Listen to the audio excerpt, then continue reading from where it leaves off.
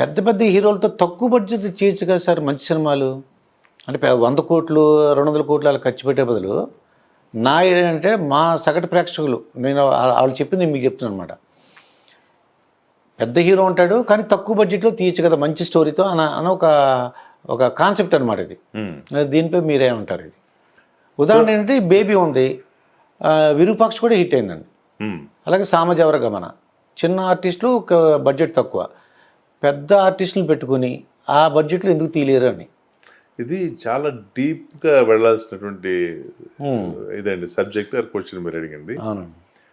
దీనికి వెళ్ళాలంటే మనకి రామారావు గారి దగ్గర నుంచి చూసుకోవాల్సి వస్తుంది. ఆయన్ని మించిన కమర్షియల్ హీరో అయితే లేరు. అవును, దాన్ని ఒప్పుకోవాల్సిందే. కమర్షియల్గా ఆయన చేసిన రికార్డ్స్ కావచ్చు, ఇంకోటి కావచ్చు. ఒకే సంవత్సరం 1 crore మూవీస్ లైక్ దానవీర సూరకర్ణ, అడవి రాముడు, యమగోళ, రైట్. అట్లాంటి హీరో కూడా మీకు దేశోద్ధారకుడప్పుడు యు విశ్వేశ్వరరావు గారు ఈ సెట్స్ అవన్నీ చేస్తా ఉంటే పిలిచి మళ్ళీ వార్నింగ్ ఇచ్చారంటే ఎందుకు ఇంత ఖర్చు పెడుతున్నామంటే. అప్పుడు వాళ్ళు చెప్పింది ఏంటంటే మనకి all over the world south నుంచి ఎంజీఆర్కి ఉన్నటువంటి కలెక్షన్స్ ఇంకెవరికి లేవు. ఎందుకంటే తమిళ వాళ్ళు అన్ని చోట్ల ఉన్నారు, ప్లస్ తెలుగు వాళ్ళు కూడా ఉన్నారు. సో తెలుగు సినిమా వెళ్ళి బయటకు వెళ్ళి ఆడాలి అంటే ఈ కలర్ ఇవన్నీ కావాలి, అందుకని చేస్తున్నాం అని చెప్పి చేశారు అది. అఫ్కోర్స్ తర్వాత సినిమా హిట్ అయింది, ఆయన కూడా మారారు. తర్వాత ఇంకోటి అంటే రామారావు గారు కానీ, నాగేశ్వరరావు గారు కానీ, ఈవెన్ కృష్ణ గారు కానీ ఇమేజ్ దీంట్లో ఇరుక్కుపోలేదండి. ఓకే, ఇమేజ్ చట్టంలో ఇరుక్కోలేదు. సపోజ్ కృష్ణ గారు 100 సినిమాలో హీరోయిన్ లేదు, 200 సినిమాలో హీరోయిన్ లేదు. ఇవాళ హీరోయిన్ లేదు.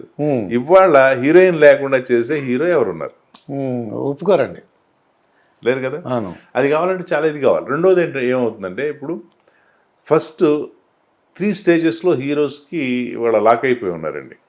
ఒకటి ఇమేజ్లో ఇరుక్కుపోయారు. అవును, ఫైట్స్ ఉండాలని.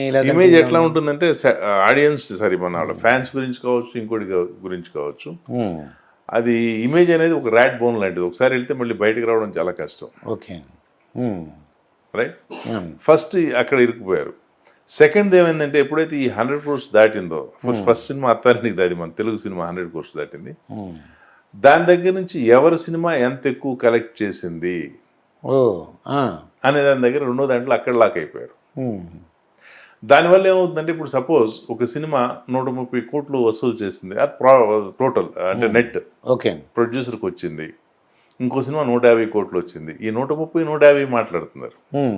కానీ 130 ఎంత ఖర్చు పెట్టి తీశారు, 150 ఎంత ఖర్చు పెట్టి తీశారు. సపోజ్ 130 60 కోట్లు పెట్టి తీశారు అనుకుందాం మనం. 130 వచ్చింది, 70 కోట్లు ప్రాఫిట్స్ వచ్చింటే కదా. 150 140 పెట్టి ఖర్చు పెట్టి తీశారు, 10 crores వచ్చింది. మీకు దానికి ఒక చిన్న ఎగ్జాంపుల్ ఏమిటంటే అండి, ఓల్డెన్ డేస్లో ఒక సినిమా హిట్ అయితే 5 సినిమాలు చేసేటటువంటి స్టామినా ప్రొడ్యూసర్కి వచ్చేది. ఓకే, అంత ప్రాఫిట్స్ ఉండేవి. ఓకే, మన ఎందుకు ప్రొడ్యూసర్స్ దీనికి వస్తున్నారు? బిజినెస్ గా అంటే వాళ్ళు డబ్బులు సంపాదిద్దామని. ఒకటి ఇందులో గ్లామర్ ఉంది, రెండవది అఫ్ కోర్స్ డబ్బు కూడా ఉంది సరిగ్గా చేసుకుంటే. సో ఒక సినిమా చేస్తే 5 సినిమాలు చేసే స్టామినా అప్పట్లో ఉంటే ఇప్పుడేమైంది, 5 సినిమాలు హిట్ కొట్టి ఒక్క సినిమా ఫ్లాప్ అయితే ప్రొడ్యూసర్ రోడ్డు మీదకి వచ్చేస్తున్నాడు. రీజన్ ఏంటి? మార్జిన్ అనేది నాట్ ఈవెన్ 10%. మీకు అర్థమవుతుంది? సో నెక్స్ట్ వచ్చేసి నంబర్ గేమ్. మీకు ఫస్ట్ ఏం చెప్పాను, హీరోస్ది ఇమేజ్, నెక్స్ట్ నా ఈ నంబరు. ఇప్పుడు థర్డ్ ఏమైంది, పాన్ ఇండియా. మొత్తం వివిధ భాషల్లో రావాలని ప్రతి వాళ్ళు పాన్ ఇండియాకి రావాలని చెప్పి చేస్తున్నారు. సో పాన్ ఇండియాకి రావాలని చెప్పి చేసేసరికి ఏమైంది, పాన్ ఇండియా కావాలంటే ప్రతి సబ్జెక్ట్లోనూ అందరికి కనెక్ట్ అయ్యేది ఏంటి, క్రైమ్ సబ్జెక్టే కనెక్ట్ అవుతుంది.